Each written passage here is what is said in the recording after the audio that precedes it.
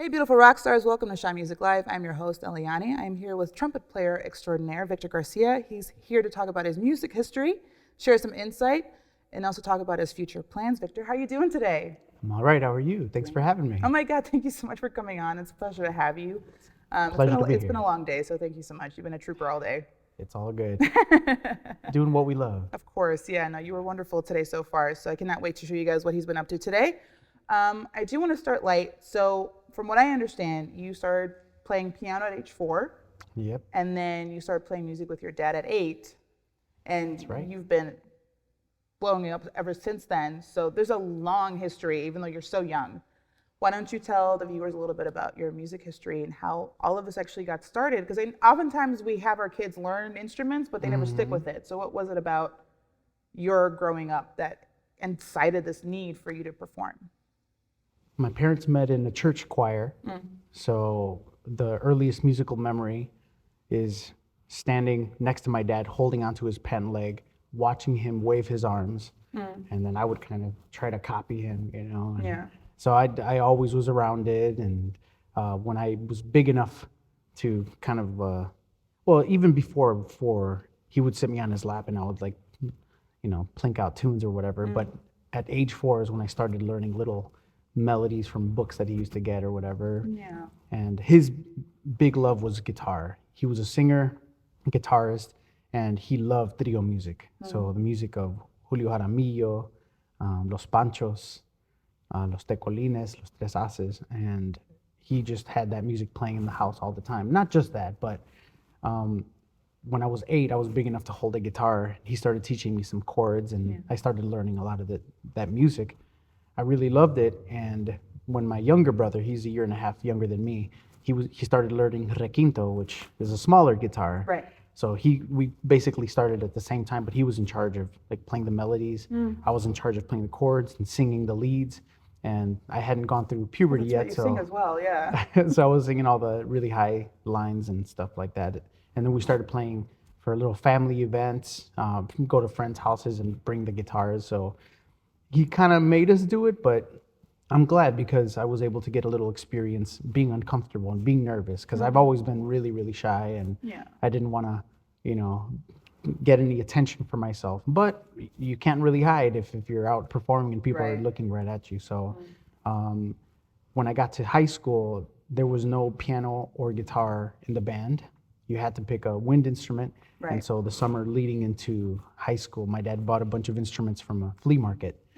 And I really wanted to play drums. I wanted to be a percussionist. And I still, in my heart, I am a drummer at heart. But I got into an argument with my dad, so I got last pick. And I got stuck with the trumpet, actually. Oh, really? Yeah. And I remember, I didn't know how to play.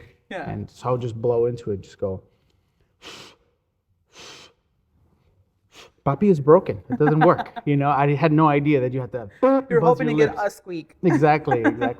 But my personality, I'm really tenacious. And Jake's. and I ended up figuring out like weird fingerings to make it work. But I absolutely loved it. And I joined the concert band, the jazz band. And then my dad also took us to a little park district on Monday nights where I got a chance to play with these senior citizens. They were all retired and they just hung out every Monday playing big band music. And I had some amazing mentors in that band that would take me under their wing, give me a mute that I didn't know existed, give me some tapes. Clifford Brown was one of my first, what? Dizzy Gillespie, Freddie Hubbard, Red Rodney. So, I'm really happy that I got the education that I got too. And at the same time, I was still playing guitar and singing. So I noticed that it really coupled well in terms of me learning harmony. I started learning how to figure things out by ear when I was really young. Right. So when I did my first transcription, I had no idea that it was called a transcription. I had no idea how to write music. I was writing backwards stems and flags. It was terrible, but I was figuring it out. I was just doing it because I loved it. Yeah. So ever since I can remember, I woke up and I looked forward to learning more. Yeah. So I think that's why I ended up doing it for a living because it's like the Peter Pan syndrome. I couldn't stop. I wanted to be a kid forever and play forever. I still kind of do, but at some certain point you have to grow up and you have responsibilities and other people you have to take care of. And Well, even with that though, I mean, oftentimes we're told, you know, there's no way you can make this a career. I feel that oftentimes people who are striving to be musicians professionally are advised to shy away from it, I would say. So I think it's an agree. amazing thing that, like, I wouldn't, maybe it is a Peter Pan syndrome, but maybe it's not. But I'm so grateful to so many people for, especially people around me that I know, for holding on to that and for still pursuing what they love. So, and because of it, you're able to champion other people as well, which is amazing. That's right. So they get to do things because you do what you do. Yeah, I remember I was in a little jazz group in another music school called Merit, where it really focused me hard, and that's when I had my first trumpet lesson, like my senior year of high school. So I had already kind of figured a bunch of stuff out by myself, but it was nice to have this incredible teacher named Michael McLaughlin, rest in peace, who pointed me in the right direction, had me transcribing Charlie Parker solos, Clifford Brown solo. It was the best. But we would go do these little performances, and I remember the very first one, I had the time of my life, packed up before everybody else, because it's just a trumpet, right? It's just two pieces. Peace. Exactly. And the drummer's like, "You're going already?" Yeah, anyway. And so I was like, "See you guys on Tuesday for rehearsal." And my teacher said, "Wait, aren't you going to wait to get paid?" Eh? Paid? But I had fun. You know, Yeah. that was my response, because that had been ingrained. And even my parents, as much as they promoted music, my dad was an acupuncturist. He did music because he just loved it, but Yeah. he didn't. We grew up in Mexico. That's not what you do in Mexico. Oh, no. Play music for a living. That's not how it works. You're lucky if you get to play music at all. Absolutely, Yeah. absolutely. So, you know, he wanted to open that world to us, but he had no idea that it was possible to make a living. And of course, I didn't. You know, I made all of $30, but I was excited. The light bulb went off, and I said, Yeah. "Man!" And he told me, if you practice really hard, one day you'll make tens and tens of dollars. Yeah. And he was right. You know. That's incredible. Well, I know that you're performing today. You are here with a quartet, That's right. Mm-hmm. as a quartet, rather. Yes. What are the names of the musicians that you brought with us today, and what instruments do they play? So, this cast of characters that I get to play with once in a while, love these guys. Really young, but I see a lot of myself in them. Very hungry, excited to play, and just good people, you know. And they love you, by the way. Oh, I was standing back here by where the food and water is and the coffee and stuff, and Stevie was walking past me. He goes, Victor, I love him so much. And then he just walked away.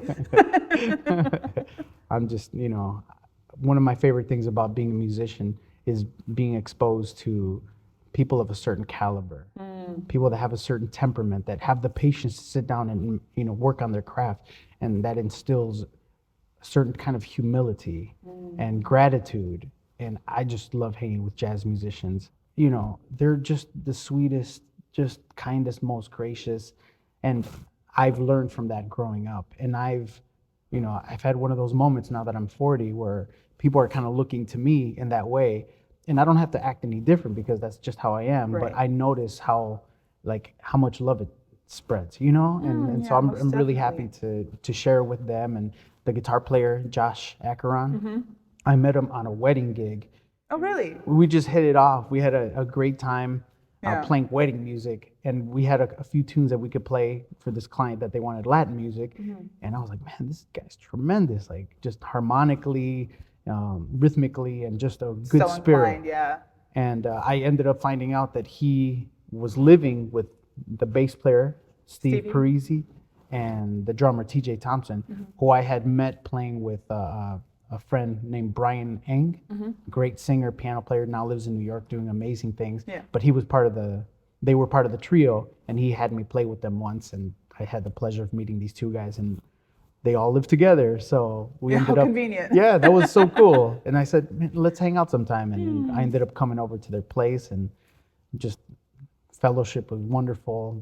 The musical conversations are, you know, akin to cats that are twice their age. Yeah, I was when I was watching you guys perform earlier, and what you guys will get to see soon, I was telling them that they don't play their age. No, that's absolutely right. They're so young and they're so talented. But that's, I think, like you said, that's the beauty of mentorship and having good direction. Yeah. and having good educators. Sure. So, and they really took it to heart, and it really shows. So I'm really excited for the viewers to get to see this. What song are you going to start off with today for us? We're going to play an Adam Rogers composition named Labyrinth, and I just pulled it out last week to see if they'd be interested in playing it. It's very challenging, but these, I mean, like I said, they're hungry, they're ready. And I don't know if I'm ready, but here we go. No, super. It was so wonderful. I couldn't tell that you guys had just learned it a couple days ago. So no one would know. So you guys were incredible. Thank you so much for that. Well, beautiful rock stars, please look forward to Victor Garcia and the quartet he is playing with today. They're going to be playing Adam Rogers' Labyrinth. Take it away.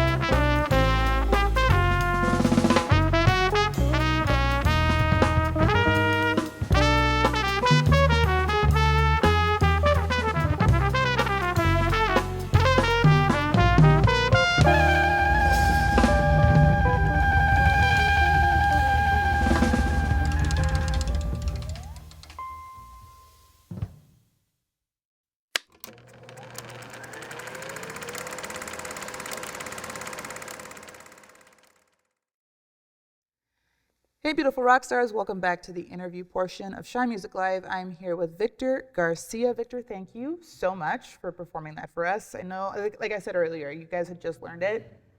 Didn't show. That's great. And Well, one take, by the way. That was one take. No lies. It was incredible. You guys really, really killed it. Thank you so much for doing that for us. So having learned more about your music background, I need to brag about him for a little bit. You're going to have to deal with it. So you are a 3-time Grammy nominated musician. You have played for and with the likes of Buddy Guy, Jim Peterick, Aretha Franklin, Antonio Hart, Layla Hathaway, Haley Reinhart. You've met Hillary Clinton. Almost played with Bill, but he didn't have. Almost played with Bill. That's incredible. I did not know that. Wow. Yeah, he plays sax. I was like, "You got your saxophone?" He's like, "It's in the car. I'll show you." Sounds just like it. And you've also been dubbed, no big deal, you are dubbed the Young Lion Trumpeter by the Chicago and New York Times. You have such an array of performance accolades, which are off the charts and well-deserved, by the way. Oh, well, thank you. With all that said, what is a moment in your life where you thought to yourself, oh my God, I made it? It's a great question. You know, I wonder sometimes what that necessarily means, and I kind of think it means one of 3 things. Either 1, you're making a living, right? You're making money doing it. 2, you're playing your instrument at a really high level, which is what I'm kind of focused on. I've always just been focused on that, but back to that later. And then the third one is earning a sort of reputation, you know, to be able to get calls out of the blue, people that you don't know because word of mouth or because they've heard of you from whatever, you know, there's so many ways to hear Whichever about people avenue these they days. found you. Exactly. And I think the very first time that I felt like I was accomplished was when I realized that I could potentially pay my bills doing this. You know, I was playing a lot of salsa gigs, a lot of jazz gigs, so they don't pay great, sadly, but I was doing enough of them and my rent was pretty cheap that I was able to get away doing it. And so I felt like, all right, this is cool. I don't have to, you know, get a job at a restaurant or, I don't know, a video store. Remember when those existed? So I decided that I was successful when I was probably about 22 and I felt like I could do this for a living. The problem is I'm such a perfectionist that no matter when I play or wherever I play, even a few years ago, I always like hate myself because I feel like I didn't do the best that I could, or it could have gone better, it could have gone more smoothly. And so on that front, it's been hard for me to admit like I've reached a certain proficiency that I feel comfortable to say I've made it. I don't think I'm ever gonna get there, but one thing that I've been working on is just being grateful for the journey. Just enjoying the opportunity to keep learning and then to keep growing. As long as I keep moving, I'm going in the right direction. I think that's kind of the struggle with musicians that do this out of the love for it. We never feel like we're enough. I remember hearing stories about cats being asked, so when are you going to retire? And like some of my heroes retire. What is that? What are you talking about? I'm going to play until I can't anymore. You retire from an office job. Yeah. You don't retire from music. Exactly. No, this doesn't end unless you just can't, you know? Yeah. And there's cats like Oscar Peterson couldn't play towards the end of his life, but it's not because he didn't want to. It's just because he physically wasn't able to. No, because he physically could not. Right. And so you don't stop. If you love it and you can and you're able, you do it. That's right. Because this is not something that, I mean, if you're given a gift, you write it out. My teacher told me, if you're doing this for the money, get out now. Yeah. You do this because you love it, because 100%. you can't live without being able to do it. No, 100%. And that's how I feel. No, I fully agree with that. Absolutely. Being in the industry for as long as you have been, what are some constructive thoughts you have about things that maybe you'd like to see change? And on the other half of that, what are things that excite you? Well, the scene has definitely changed a lot, notwithstanding a pandemic that we had to go through. No big deal. But you know, even before that, I remember hearing about the days where there were salsa gigs every night, You know, some of the older cats on the scene would tell me how they used to play every night. A couple times it would go from club to club, and I was like, wow, that doesn't even seem practical. But that's how it used to be. There used to be a great scene, and that doesn't exist anymore. It's very far and few in between where you see actual live salsa concerts, and they don't pay any better. With inflation, with the cost of living going up, it's surprising to me that the pay doesn't increase with it. Yeah, it's a so little it's across the board. Yeah. So that's one of my biggest, like, it makes me sad that it's and it's not just in music, for sure. Oh yeah, it's in many everywhere, fields, but it's still, you know, because I'm in it, I gripe right, because about this is what you do. That's what you see the most of. Yeah. Yeah. So I end up, you know, doing a lot of private events.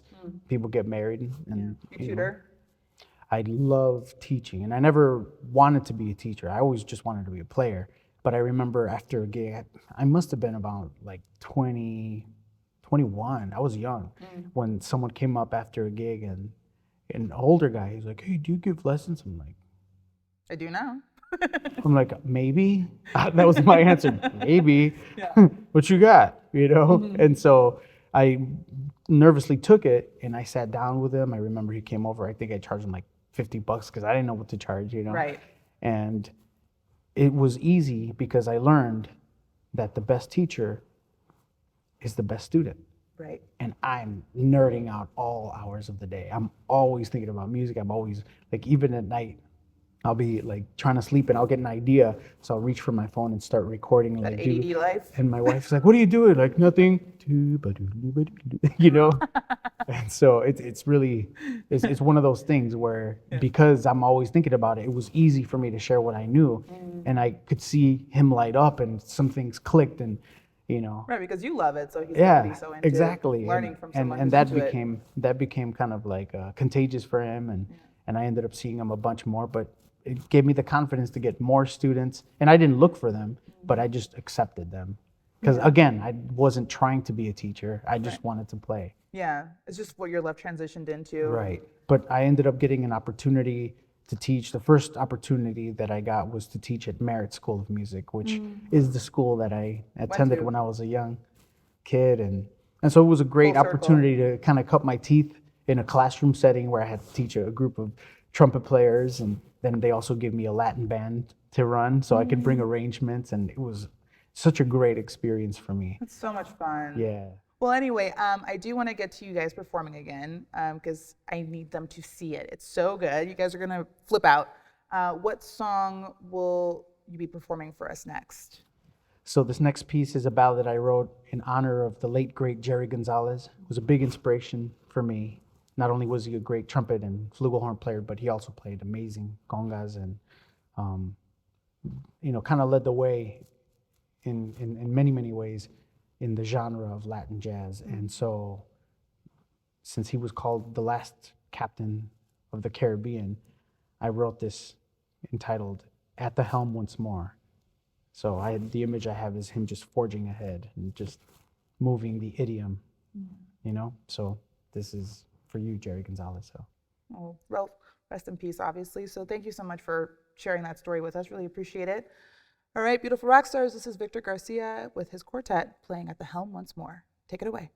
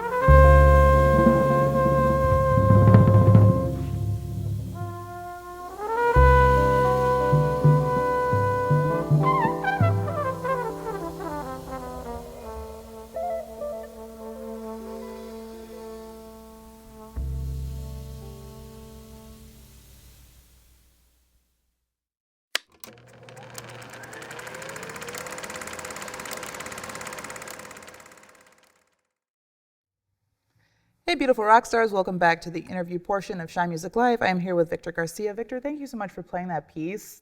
And that My pleasure. trumpet solo towards the end, just, you killed me. Oh, thank you. It's really, really gorgeous. Thank you for that. I really appreciate it. Pleasure. And I know it's a vulnerable piece too, so thank you for sharing that with the audience and with us. It was so beautiful to see that in person, so thank you very much. I do want to talk about this because I know we touched on this earlier, that you're a transcriber and you're a composer and things of that nature. I know that you've been doing this for a while, but how has your music writing changed from when you first started to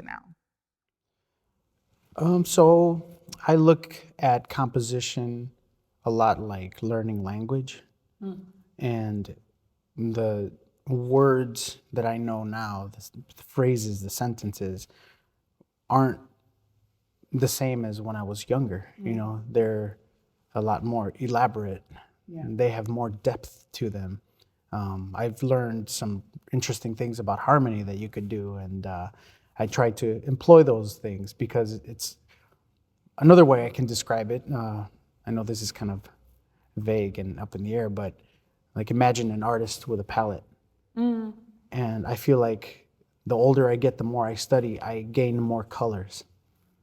And so my picture can become more vivid than it used to be, you know? So a lot of my compositions, even though they're a snapshot in time, I don't think that they're bad or anything, but sometimes I listen, I'm like, oh, I should have, maybe could have, would have done this if I had the know-how. But I just keep writing new things and incorporating that new language. I mean, the same with improvisation. It's all hand in hand because really improvisation is composition, but in the real moment. time. Yeah. Yeah. So, you know, your solos are going to be more elaborate and more harmonically nuanced the more information you have at your fingertips. You know what I'm saying?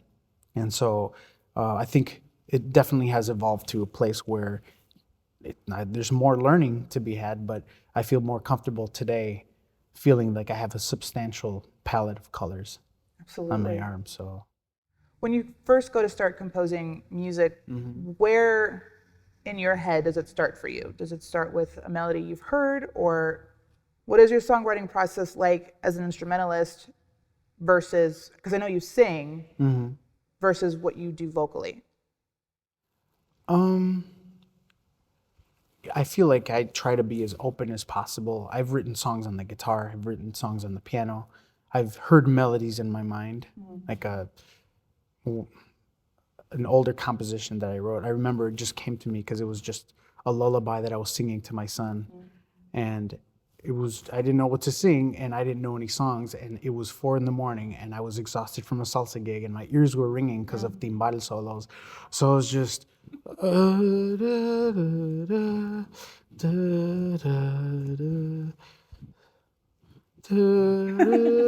and I just kept singing the same two, Phrases. yeah, and it worked. It got him to sleep, so I was really excited about that.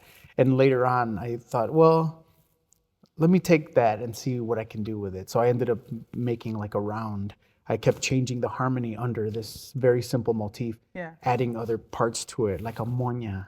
And that's kind of how I was thinking about it at the time, because I was playing a lot of salsa, like I said. Sure, yeah. And I ended up getting a composition I've recorded a couple times that I really like, but that one came from me just singing. Yeah. But another time, I remember sitting at the piano trying to figure out this harmony that was in this tune that I really wanted to learn. And I played something on accident. It was not even on purpose. I was like, ooh, I like that. What is that? Yeah. Ooh, and that I allowed it to lead me in a different direction. So, my ADHD said, it's fine. We could do this now. And so I ended up writing a song that had nothing to do with what I originally said at the piano. So I just try to be open and allow the muse to strike whenever, because it can happen whenever. And sometimes if there's no inspiration, if like for whatever reason, I typically just turn on some music and it's like Just sit with it. greasing the wheels. And all of a sudden something happens and I'm like, oh, that was beautiful. And then I start hearing other things, and it never fails, being inspired by other musicians, other composers, and just trying to be open to anything. Because anything can be a song. I mean, Paquito de Rivera, I think he wrote a song just based on like a bird whistle that he heard, which, and it's not unique to him. I know that it's been done before. Yeah, where you go out in nature and you hear, a brook rolling by, and there's a certain frequency to it, mixed with, the wind howling at a different one. All of a sudden you got, Yeah. So just trying to Absolutely. be open. And I'm learning more that the thought process that composers have is so unique, because I'm also one of those people, like, I can hear stuff in my head. I don't know if you have like conversations with yourself in your head sometimes, like you can hear like No, a voice never. talking. No. Never. I love that. That's actually not common. That's actually less common that people can actually hear, like, because we can hear notes in our head. We can, oh yeah, and like we can converse with ourselves in our heads. of course. Musicians, I didn't know that was not a normal thing. I thought that was just like how the brain worked. Yeah. It's not. So it's great to hear how people talk about their compositional yeah. inner workings, because it does start in your head. You sit with something, or you're just kind of sitting there and you're just like, and then we manifest something out of nothing. Yeah, that's true. And Which you is just really reminded cool. me, like, another thing that I've done. I remember years ago, someone approached me about writing some arrangement. He's not a musician, but he has these melodies just stuck in his head. And it was a very interesting experience to sit down with him.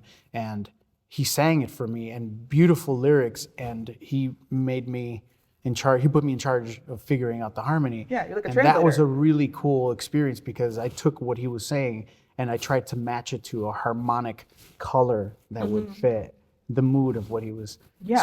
So literally, I've tried from different, directions to write Yeah. music.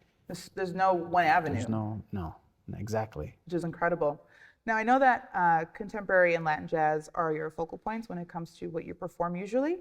What is a genre of music that you haven't performed much of or at all that you'd like to tackle in the future? Oh my goodness. So many, especially because, I tend to listen to pretty much anything. Right. Right now I'm listening to a lot of classical music. I've been studying piccolo trumpet, like a completely different language, a different instrument. And, I feel like a baby in this genre. I don't have that confidence, but, Sure. Sometimes I have the opportunity to play at like people's weddings. And if I bring that, then I could give myself an opportunity to try something new. Also, one of my favorite bands out there is just a duo. It's called Domi and JD Beck. Okay. This amazing French piano player and this drummer from Texas, and they're just insane, amazing compositions. Their album is really inspiring, and I would love to do something like that, where it's more like a straight eighth, like funky. I mean, they even have rappers on their album. It's pretty Yeah. incredible. It's one of those things where you're just like, ooh, ooh, Yeah, ooh. exactly. So that's inspiring. I would love to do something like that. Another group that I really dig is called Moonchild. And they just released another album, and it's real chill, but the harmony heard is that name just in a while. beautiful. Like, inspiring stuff, but you get inspired from places where you never would have expected to. Oh, sure. And that's really fascinating for me. So fun. Yeah. Well, speaking of performing and things of that nature, we're going to move on to the third song that you'll be performing for the viewers today. Great. What can they expect to hear from you next? So this is a piece that was inspired by a Beatles tune of all things. I played all sorts of music for my kids in the car, but sure. this one in particular, it was like a funky, bluesy backbeat kind of thing,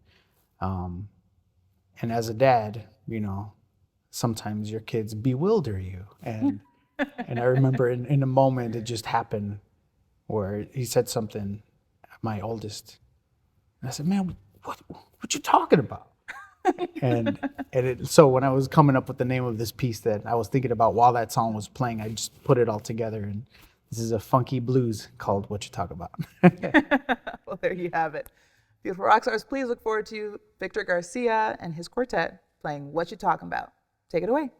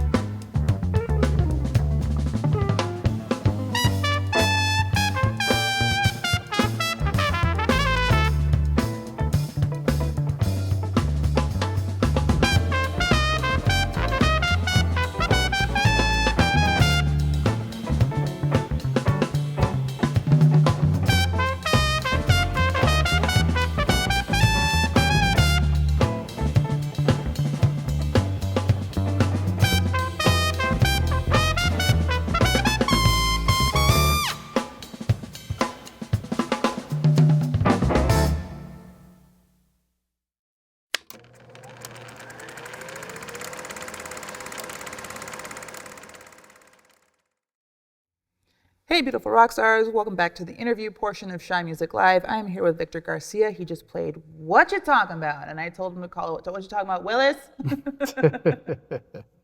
Don't sue me. Don't sue me. No, no.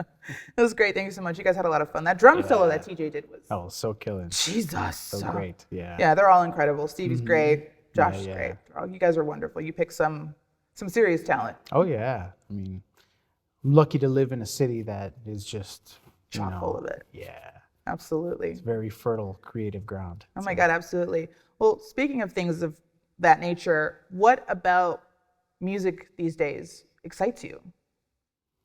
Well, there's so many things to talk about, but being able to use social media to help yourself. Yeah. Not having to wait for the phone to ring. Like back in the day, you were hopeful that someone came and picked you up and took you on tour and traveled all over the world. And while that does exist still, it's nowhere near as prevalent as it was back in the day. But with social media the way it is, you can really develop something. You can create an image, and it's kind of up to you. You can shape it any way you can.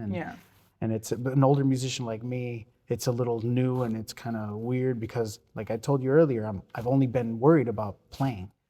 And so when I have to think of other things, sometimes it's a little annoying, but it's also important that you get that together because I call it being a closet Coltrane. You could be the baddest in the world, but if nobody knows, it doesn't matter. Right.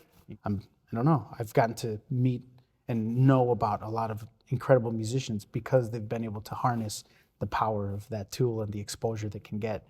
And it's really, really wonderful to see their careers taking off. And you can transcribe that too. That's what I tell my students. It's not just about playing. Like, look at an artist that is doing what you would like to be doing. If they're available for a lesson, hire them. Get close to them and ask them. Or if not, then just look at what they're doing and try to make a plan for yourself so that you can follow in their footsteps. And you know what I mean? Of course. Well, since we're coming to the end of the episode, I'm going to shoot just a couple rapid fire questions at you. If that's okay? Let's go. Okay, sounds good. First question I have for you is, who is an artist that you're in love with at the moment? I know it's hard because you listen to so many kinds of music. So many, but since I was talking about this social media thing, Jacob Collier is amazing. Oh my God, he's a harmonization god. But that aside, he's incredible at knowing how to get his stuff out there. And sure, now he has a team helping him, which is great. But if you watch his early stuff, he was just in his room, just doing it all the time. And really pretty much every day. It was posting every day for a while. It's pretty amazing. Yeah. So he's someone that's a big inspiration for me, and hopefully I get to play with him someday. It'd be great. God, it would be absolutely incredible. Yeah. I would love that for you. I'm gonna manifest that for you. I appreciate that. It will happen for you. I lost an opportunity when one Rather, of my it will favorites. happen for him. Because he'd be lucky to play with you, actually. Yeah. But Chick Corea passed, and I was really bummed because he's one of my all-time heroes. And I always wanted to play with him, but it's okay. He left us a slew of, a treasure trove of inspiration for all time. Yeah, for the future, of course. I mean, music lasts forever. It's true. Even if you're gone. Yeah. What is one aspect of your music career so far that you are most proud of? This goes back to the self-love question. It does. Yeah. What do I I love that at this point in my life, I've played with so many amazing people. And I've deduced that as amazing as you are, like, to me, that just doesn't cut it anymore. Like, I've gotten to the point where I want to play with good people. I want to play with people with good hearts and that they're doing this sincerely because they want to spread love.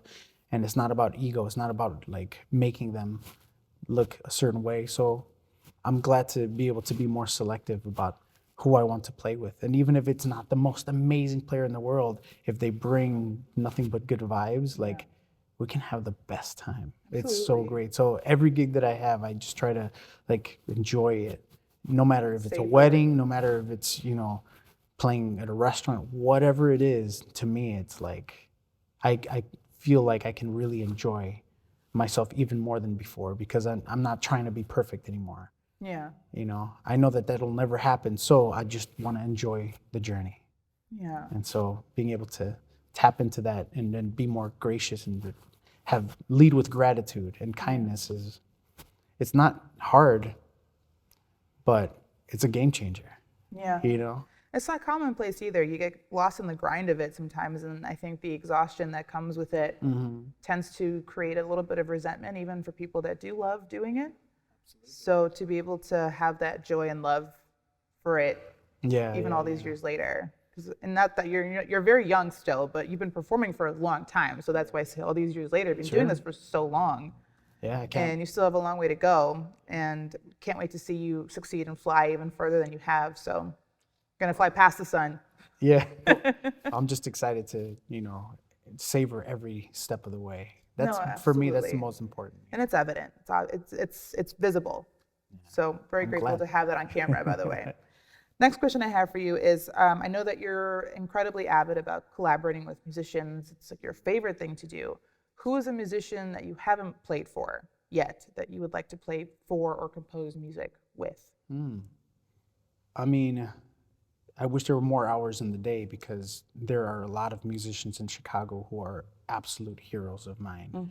And I wish that I had the time to just get together with them and create special things, But like on the world stage, Jacob Collier would be incredible. Absolutely. And I was talking about Domi and JD Beck. That would be cool to do something with them. It's like really endless, but I'm glad you're asking that pointed question because it's important, Yeah, to have a goal. Hone in on a particular one. I'm gonna think on that and get back to you because I've definitely been mulling over a lot of people, but I'm also sometimes indecisive. So It's too many to choose from. Yeah, exactly. Absolutely. Well, to make things more difficult for you, what is your favorite song at the moment, or what song do you have on repeat currently? So the last thing that I was listening to was George Duke, Every Little Step You Take. It's just a beautiful modulation. The arrangement is beautiful. I like that kind of stuff. Also, Jacob's new album, Moonchild's new album. I try to rotate through all of that. So much good stuff out there. And then there's stuff that I've never heard of that I'm starting to get hip to now. And I'm sad that I missed it before, but Never too late. Yeah, it's never too late for Never sure. too late. But Ryan Kaiser, amazing trumpet player, was wow. Yeah. Inspiring. Yeah, absolutely. People like that. Thank you for sharing that too. So just so the viewers know, this is actually a new thing that I developed. I am creating a Spotify playlist. Oh, cool. So of the songs of the musicians that come on, obviously, but also the songs you suggest, artists you suggest, I'm creating a Spotify playlist for you all to access. So you guys can listen to the songs that the musicians that come on the show love. Can't wait to share that with you. Yeah, and the viewers can grow their music vocabulary through guests like you. So thank you for sharing all of that. I can't wait to share. Really appreciate it. Yeah. Because once I start seeing, I'm gonna be like, oh yeah, and oh yeah, and and I'll be bummed that I didn't answer what I should have answered today. but then the viewers, the listeners will be able to enjoy that playlist as well. Yeah, absolutely. And everyone has such good taste that comes on. So That's cool. it's a really fire playlist. So super excited to have that out. Yeah. I can't wait to share it with you. And then the last question I have for you is, what is one piece of life advice that you've been given that you would share with anyone who might be struggling either artistically or generally? It's a big question, but I think the glaring, probably most obvious answer, especially having to pick up the pieces of a shattered career after not playing for a year and a half and, trying to do anything possible to make ends meet because of COVID. I think that a musical career, an artistic career is like the flower at the end of the plant that started deep in the ground.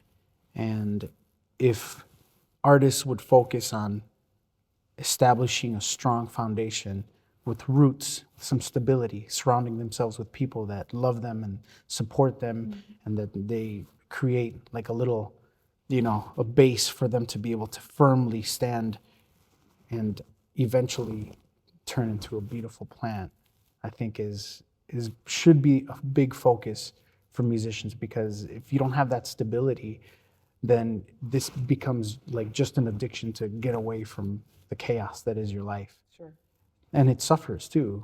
I feel like it need the creativity, the reason why you're doing it completely changes. Yeah, It should absolutely. be more of a symptom of a beautiful situation than just like an escape. addiction that you're trying to chase because everything in your life is a mess, which I've totally been guilty 100%. of. Same, You know, yeah. it's been my favorite drug, but it is just that. And it shouldn't be some patch that you put on. Yeah, it's so much more valuable. Yeah, it should be something that you share and it helps heal. Because it is a gift, being able to It is. perform and share what we do. Absolutely. And I think, like, like you said, coming out of the pandemic, losing that. I mean, thank God for social media, right? We can, make videos, we can stream and things like that. But to have it in person, again, after coming out of that, it was like breathing again. Absolutely. And Absolutely. not just the musicians, but I think people who love music, people who are concert goers, felt that as well. And the world needs that. It does. The world it can't survive without music. No, absolutely Really not. can't. But we have to take care of ourselves in order to provide that. 100%. And I think You can't give them an empty well, is what people say, right? Absolutely. Yeah. Well, thank you for that. Appreciate it. I'm going to give you the floor to plug whatever you want to plug, shows, your channels, social media, etc. So go ahead. On Instagram, I have Victor Garcia Trumpet. On Facebook, Victor Garcia, there's like 10 million of us, but just type trumpet or jazz or something and it'll come up. And yeah, or you can visit victorgarciamusic.com, sign up for my newsletter. And I try not to bother people too much, but I definitely want to put my announcements here and there. So Yeah, of course. You should promote yourself, 100%. No, you're doing great. Thank you for the again opportunity so to Oh share. my gosh, no, thank you so much for coming on this show. I love doing this show. I'm so, one, I love talking to people, but for very selfish reasons, I really am so grateful to be able to have a private audience Yeah. with some of the biggest talent in Chicago. Some It's great dumb. cats. It's, And I'm honored to be here. Thank oh you my gosh, for no, it's a including me. privilege. Thank you again. You've been so wonderful all day, and thank you for such a great interview. You're such a lovely person, honestly. So Likewise. this is him, by the way. This is him all the time. He doesn't. This is him. He's as nice as you think he is. So thank you again so much, and I want to thank you guys to the viewers. If you have gotten to the end of this episode, thank you for watching till the end. We're so grateful. Again, this is Shy Music Live. If you would like to follow Shy Music Live, you can check the links in the description of this video below. If you want to follow Victor, all of the social media, website is going to be in the description bar of this video as well. If you would like to be a guest on the show, you can email us at shymusiclive@gmail.com. Don't forget to follow us on Spotify. There will be a Spotify playlist linked to this as well, so you can go on ahead and grow your music vocabulary through the guests that have honored us on this show. I'd like to thank you once again for watching. This is Shy Music Live. Until next time, beautiful rock stars. Bye.